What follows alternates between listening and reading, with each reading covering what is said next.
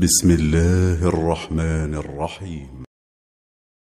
Alhamdulillah. Ini ada beberapa pertanyaan berhubungan dengan Lailatul Qadar, Ustaz. Berapa banyak? Ada 3 kayaknya sih.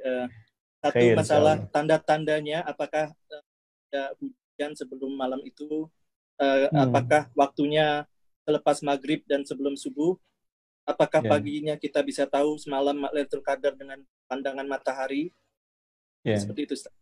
Oh, ada satu Baik. lagi, Ustaz, masalah Lailatul Qadar ini, yaitu apakah malam Lailatul Qadar ini dinamakan Qadar karena bisa mengubah takdir seseorang, yaitu seperti Baik. kata Nabi, doa seseorang Sallallahu bisa alaihi mengubah takdir, panjang umurnya, sehat kesehatan badannya, dan seterusnya.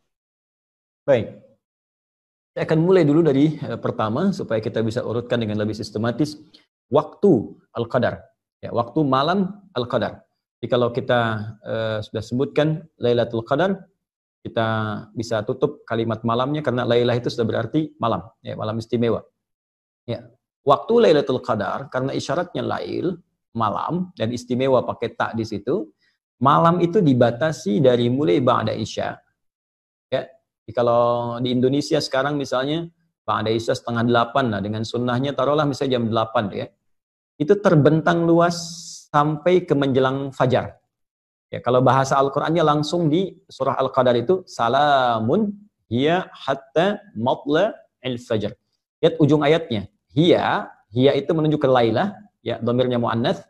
Hiya, ya, malam Al-Qadar itu hatta terbentang luas, matla'il fajr sampai menjelang fajar. Ya, hatta itu menunjuk kepada ujung sesuatu, ya, ujung sesuatu. Kalau ila ghayah sampai ke tujuannya, kalau hatta ya itu sampai ke batasnya. Ya, batas itu matla' tadi yang tadi saya sebutkan lewat Quran surah Al-Qadar.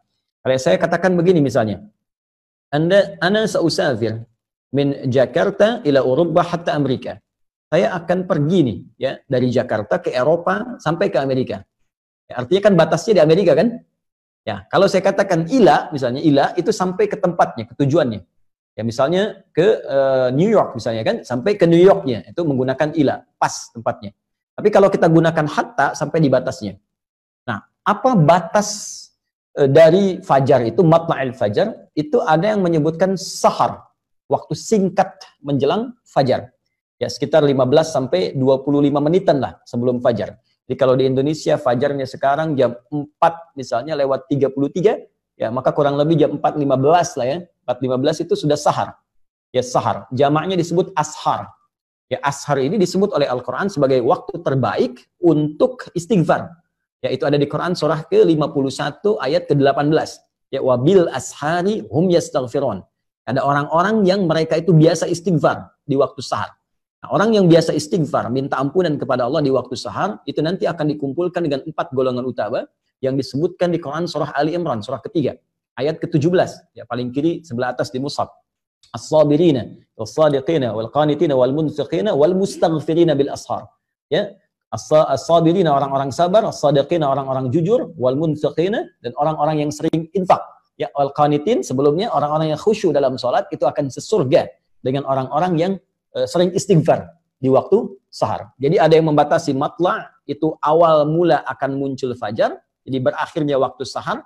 Ya, sahar 15 menit, 20 menit sebelum waktu tibanya fajar, ya. Kemudian dibentangkan ke belakang, lail dari ba'da isya. Jadi sebetulnya luas.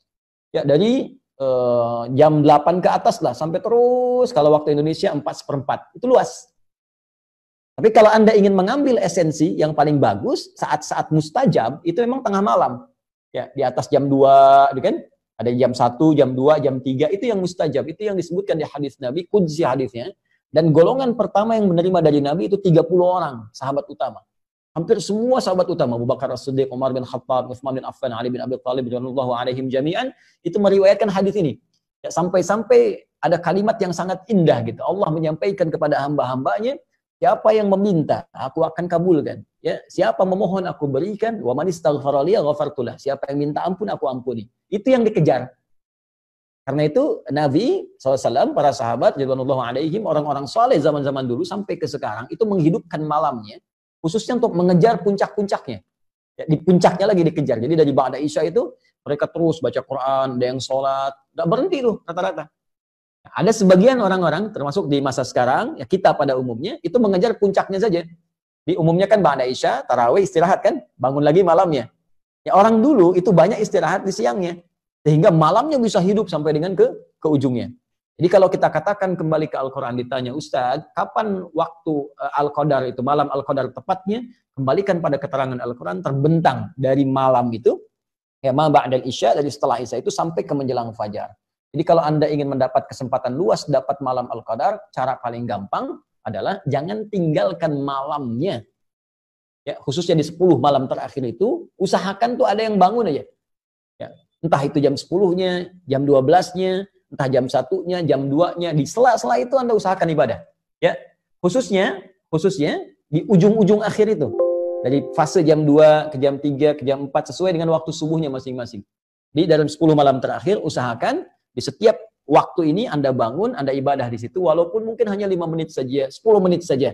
Ya, sebagai harapan mendapatkan satu di malam itu. Bahkan ada rumus dari ulama yang lebih dahsyat lagi. Kalau memang sama sekali ya kita nggak ingin ketinggalan dapat malam Al-Qadar, ingin dapat waktu itu, maka gampangnya setiap malam Ramadan dari awal pertama sampai terakhir jangan ketinggalan.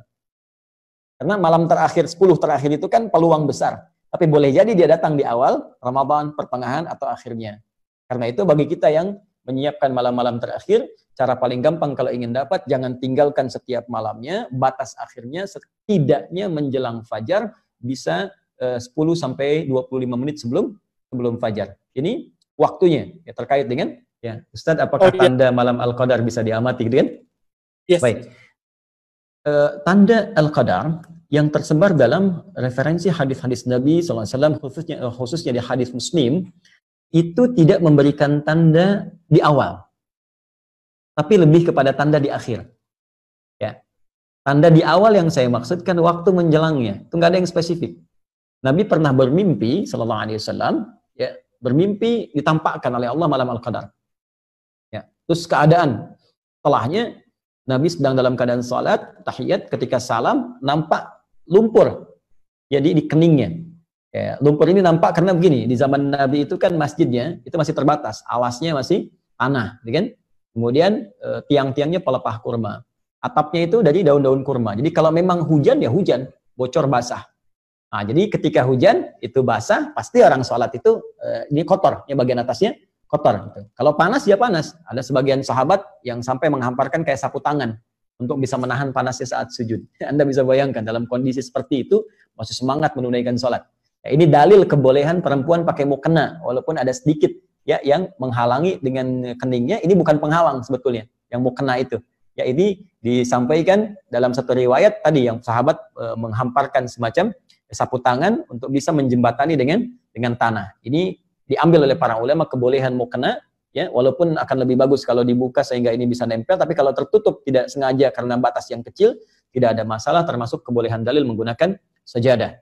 Nah, poinnya ketika Nabi SAW bangun, itu oleh Allah dibuat gaib, dibuat lupa.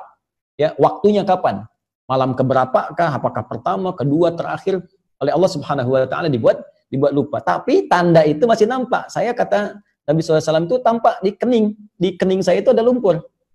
Nah, yang paling menarik, ketika ada satu waktu keesokan harinya, ya itu Nabi SAW sholat dengan sahabat subuh-subuh, begitu salam teman-teman, assalamualaikum warahmatullahi wabarakatuh, dan salam terlihatlah di kening Nabi itu ada lumpur. Maka sahabat baru menyadari, Allah tadi malam Al-Qadar itu. Ya, tadi malam Al-Qadar, tadi malam Lailatul Qadar gitu kan. Nah, dari sini ada yang sebagian mengambil ya kesimpulan bahwa oh itu ditandai dengan hujan sebelumnya, ya kan? Tandai dengan apa? Tapi sesungguhnya nggak ada narasi seperti itu. Ya, narasi-narasi yang disampaikan tanda kebanyakan setelahnya. Ya, bisa ada hujan, bisa cuaca cerah, bisa jadi karena mungkin peristiwa spesifik pada zaman Nabi saja pada saat itu keadaannya mungkin hujan, ya. Boleh jadi di masa-masa yang berbeda mungkin tidak hujan. Ya, mungkin keadaannya nyaman, tenang. Nah, hanya ada digambarkan bahwa malam Paskah itu oleh Al-Qur'an disebutkan kalimatnya salam. Salam, tenang, damai. Nah, ini, jadi ada feel ya yang diberikan ke dalam perasaan kita. Jadi kata Allah tuh feeling kita di hati tuh malam ini kok beda ya. Salamun. Lihat di surah Al-Qadar di ujung ayatnya. Salamun hiya hatta matla'il fajr. Salamun. Malam itu begitu tenang, damai. Jadi ada suasana satu malam yang terasa bagi sementara orang itu kok enak banget ya. Ibadahnya enak, nyaman, berdoa tuh kayak khusyuk gitu. Nah, itu ada yang menyebutkan dari sini itu tanda yang diberikan oleh Allah ke dalam jiwa kita. Ya.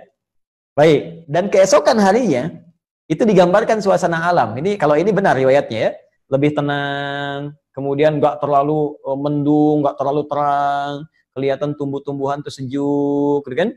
Kayak habis bersujud, kayak habis wah tenang kan. Kenapa digambarkan begitu tenang?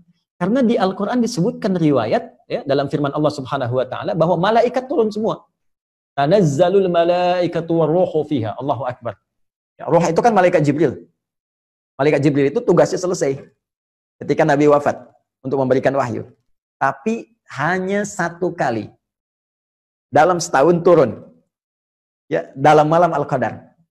Tugasnya selesai, hanya setahun sekali turun di malam Al-Qadar. Tanazzalul malaikatu warruhu fiha. Di malaikat saking dahsyatnya malam Al-Qadar, semua malaikat turun.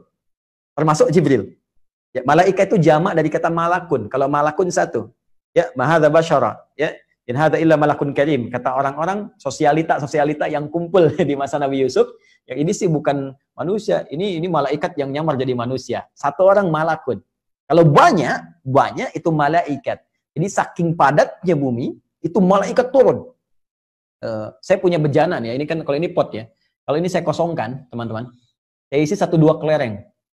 Saya goyang-goyang gini bunyi kan? Kan?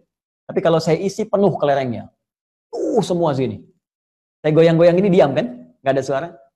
Nah, ini yang diisyaratkan oleh para ulama, saking turunnya banyak malaikat, padat keadaan bumi, sampai-sampai keadaan alam tuh begitu tenang. Berisik nggak ada, angin berisik tuh nggak ada, ya ribut-ribut nggak ada. Teduh, kenapa? Banyak malaikat yang turun. Nah, maka ada yang mengartikan, kalau Anda di malam Ramadan terasa ada ketenangan tersendiri, dan alam keadaan tenang, kayaknya sejuk, maka cepat bergegas untuk ibadah malamnya. Boleh jadi itu malam Al-Qadar. Besoknya nanti tandanya akan tampak alam yang sejuk, ya nggak terlalu terik, bulan nampak juga indah, matahari terbitnya juga kayak tenang gitu. Nah, itu feel-nya bisa berbeda satu dengan yang lainnya. Tapi kalau ingin dapat secara singkat, gampang. Setiap malam Ramadan, ya ibadah aja. Nanti salah satunya akan terasa kenikmatannya. Saya kira seperti itu, Mas Ridho. Allah Ta'ala alam.